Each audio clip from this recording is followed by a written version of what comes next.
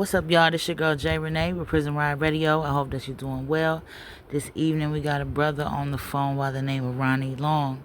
He has an incredible story that has happened to him, and we're gonna give him an opportunity to talk about it so we can bring some light to it and hopefully get him to the finish line of what he's trying to do. So let's jump right in there. All right, brother, how you doing? Just some challenges, challenges, put it like that. That's the best way I could put it. For I sure. spent 37 years in prison, innocent, and I've been on lifetime parole for the last 5 years, seeking my full exoneration. And so that's where I am right now. Okay. So I know that's going on with you. We definitely gonna dive into that. But tell the people a little more about yourself and where you from. Okay, my name's Ronnie Long. I'm from the Philadelphia area. Um, I'm 65 years old. I was 24 when I got locked up. I was 60 when I came home. And I live now out in Abington, Pennsylvania, right outside of Philadelphia. From the moment that I got locked up, I'm going to tell everybody, it's not me. Y'all got the wrong person. Mm-hmm. But I was framed by a dirty black cop, and he made his bones by sending me to death row. He would go on and retire as the chief of the Atlantic City. And in his tenure as the police chief, he just had a reign of corruption that he upheld all types of abuses. And I learned this from a lawsuit that was filed against him, that he had 329 for police corruption, Atlantic City. And of those 329, he only sustained one. And that one person actually got a promotion. So it just shows that culture of corruption, it persisted under him from the time that he framed me and sent me to death row all the way until he retired as the chief of the police. His name is Ernest Jubilee. Ernest Jubilee. Ernest Jubilee. We were talking the other day. You told me that you had Terrence Jones on your first documentary. Yes. Terrence Jones could tell you more about Jubilee. Terrence Jones is a retired Philadelphia police officer who started Total Justice. Yeah. And his focus has been wrongful convictions and police shootings. And so he has all the goods on Jubilee. But I was fortunate to parents when I came home. They in their 80s. Well, my dad passed away after 18.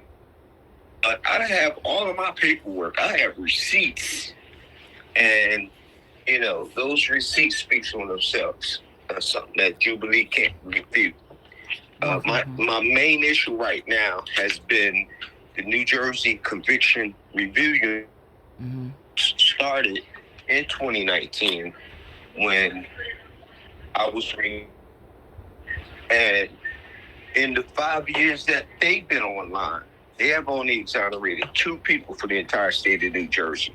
So I did a lot of complaining and kicking doors down. Is what I do. And I put a petition on change.org. It only took 147 signatures in 6 weeks. And the Attorney General removed the director, Callum Murray, CRU. So a new CRU director was appointed a couple weeks ago. Okay. And her name is Patrice Bearden. She comes from the Monmouth County, New Jersey Public Defender's Office, and she has a long history for fighting for justice. And so she is the person at the top right now. But I'm only appealing to an audience of 2 people. One is Governor Phil Murphy, New Jersey Governor Phil Murphy, and the other one is New Jersey Attorney General Matthew Platkin. Okay. Because they are at the highest levels of government, and I'm seeking my full exoneration and an apology. Yeah. So that's where I am right now. Okay. That's a lot, brother, and we're gonna dive a little more into it. First I wanna say welcome home. I know I told you this the other day, but I want to extend it again. To come home after that much time, especially for a crime that you didn't commit, is really heavy, you know. So welcome home. I'm Thank sorry you. that that's something that you had to endure. I want you to paint like a picture for our listeners of exactly what happened, because you know you went in your 20s and you came out when you were 60. So what happened that started that path to what happened? Like, tell us the story of how you ended up doing so much time. Okay, what happened was back in December 1982, there were three Atlantic City armed robbery shootings and 25 caliber handgun. And the police learned that I had been in possession of a 25 caliber handgun, not necessarily the gun that was used in any crimes. And they built this case around me. I mean, it was a flimsy case because I was cleared of all three crimes like almost immediately. Right. One of the shootings crimes, I was not identified in either of three lineups, which included two photographic lineups, each one, and a lineup. So they threw that crime out like within the first couple of weeks. Okay. The there was an eyewitness to the murder scene. Cleared me from the murder. This dirty cop, Jubilee, had the eyewitness hypnotized and given amnesiac instructions to forget everything. You will not be able to remember. It's all going to be completely forgotten. And all this is in my case. All this is in the books. And the other victim who survived told the police that it wasn't me. He told them that it was Jerome Finch that did it.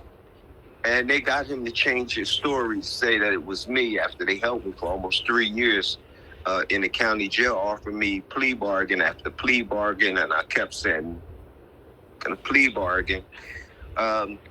Jubilee recruited one of my lawyers, one of my public defenders, other clients, with this jailhouse, and just sloppy setup.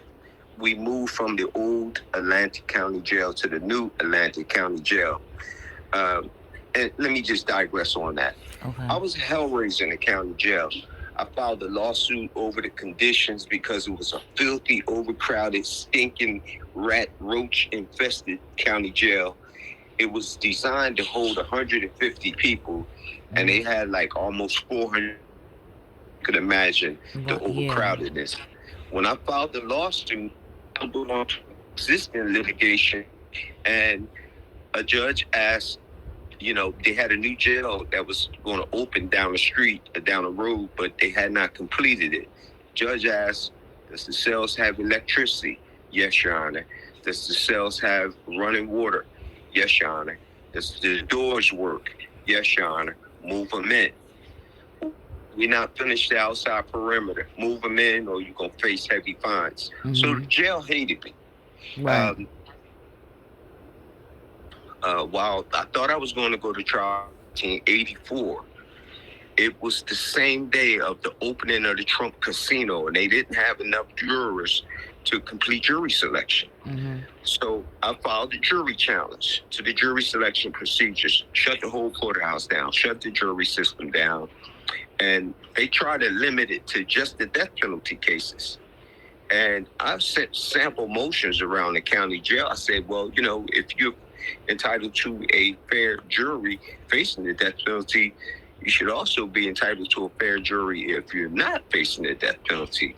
And because what they were going to try to do is to orchestrate a class photo of 12 death penalty cases. This guy's charged with this brutal crime, this guy's charged with that. And I interrupted that. I was not going to go to court and have 11 other death penalty defendants join me in my motion. So I opened it to everybody. Right. And that also made me one of the most hated inmates in the Atlantic County Jail. So after about 3 years I went on trial. They recruited the jailhouse witness. He was the star witness against me. You know how those cases go. The guy in jail says Right. the Yeah. defendant did it. Yeah, he was the star witness against me. Not one tiny shred of evidence in the entire case. Well, at the start of my trial, this same cop, Jubilee, to become witness against me. He threatened her. Now, this is 2 days before my trial opening statements. Okay. If you don't help us get Ronnie, we're going to lock your son up. And so my aunt said, well, and he said, you wouldn't understand. I needed money. Right. 2 days before opening statements. But she was doing that to protect her son, my first cousin. And my aunt and the jailhouse witness were the two star witnesses against me. So the case that they dismissed early on, they brought that back in my death penalty case. Said that he did that crime too. He left the Newport cigarette butt there. Back in 1983, 84, 85, there was no such thing as DNA. Right. So when I learned in 97, fast forward, that DNA exonerated a prisoner from Texas death row based on DNA on a cigarette, I just knew that I was home free. Right. Well, it wasn't that simple. The Atlantic County Prosecutor's Office fought me tooth and nail to block DNA testing. And I continued to seek DNA, motion after motion, appeal after appeal. And one thing I want to tell you about me, Jay Renee, and I don't say this in a boastful way. Over the years, I became one of the best so-called jailhouse lawyers in the whole New Jersey prison system. I have written hundreds of briefs, and I've had a slew of cases overturned for others. I could get everybody out except myself. Right. And 12 of those cases were murder convictions. And, you know, I was in there making noise. I was in there rumbling, kicking up. Best thing that I did other than the law work was I kept my nose clean. You know, I went in there, 24 years old, former United States Marine Corps veteran. And, you know, they manufactured situations, try to get me in fights and stuff. And, you know, I was good with my hands. I put it like that. Right. So, you know, everything they threw at me, I took it. And I survived. I maintained. And so when I this is another thing at the start of my trial, I was perp walked. I was the original dead man walking. I was perp walked all throughout the courthouse, down this long hallway, chains and shackles, down this long hallway. Oh, they want him here. I was humiliated. I was a public spectacle. So I asked the judge if I could have the shackles removed from my ankles so I could walk. The judge said on the record, out of his mouth, I don't care if they bring him here in the back of an armored van, naked with guard dogs. And 2 weeks later, that same judge sentenced me to death. And I went to death row in the back of an armored van. So that's pretty much a thumbnail, capsule of everything I've been through. All right, so I want to ask you this because I'm sure that the listeners is going to want more clarity. I do myself. You made a statement about some type of hypnosis being used and that it was that you had proof of that. So can you talk a little bit more about that and what is your proof that something like this happened? Like I said, I have receipts. There was an eyewitness to the murder scene who cleared me, and the state that I like this eyewitness clearing me from the murder scene, Jubilee and this racist prosecutor, Steve Rosenfeld. I'll tell you about Rosenfeld too. They arranged to have this eyewitness hypnotized, not to remember, but they gave him what they call amnesia instructions that he would forget everything, that it would all be completely forgotten. And at the start of my trial, the judge says, well, you can bring that up to the jury. So come time to bring it up to the jury, the judge says, no, I'm not letting that in. You're only trying to punish the prosecutor for destroying the witness, as it's okay to destroy the witness if you're the prosecutor. I have receipts. I have transcripts. I have reports. I have receipts that are over 40 years old because, I sent a lot of paperwork home, and my mom saved all my paperwork in big plastic bins. Right. And, I could never get them to go through the bins and send me back what I needed. But when I came home, it was all here. Now, the jailhouse witness came clean. He admitted that he lied. He was told what his story would be. Right. He was planted in a unit with me, and him and Jubilee went to school together. They were friends. Okay. So when he came clean, the courts would not even give me a hearing. They denied. Around 2005 or 2006, the Channel 9 I-Team out of New York did an I-Team report on my case.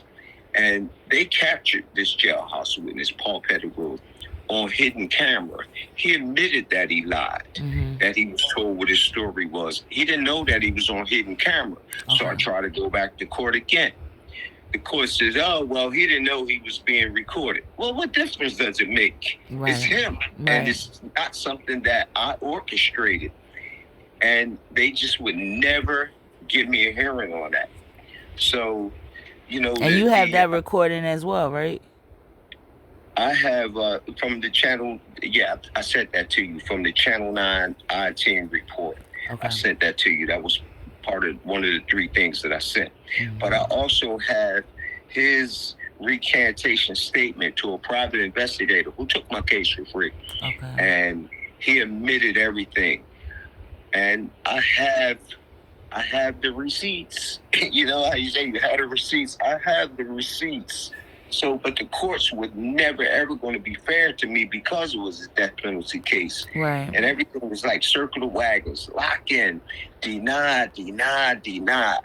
And, it's ironic that in 1985, I was sentenced to the death penalty. In 1990, I was granted a new trial on a murder case. The other case was upheld pending a new trial on a murder. I said I want to go back to trial on a murder charge, so I'll go back to trial on the other case because they were both tried in front of one jury, and I'm innocent of all the charges. Right. They said, oh, no, the murder's over and done with this.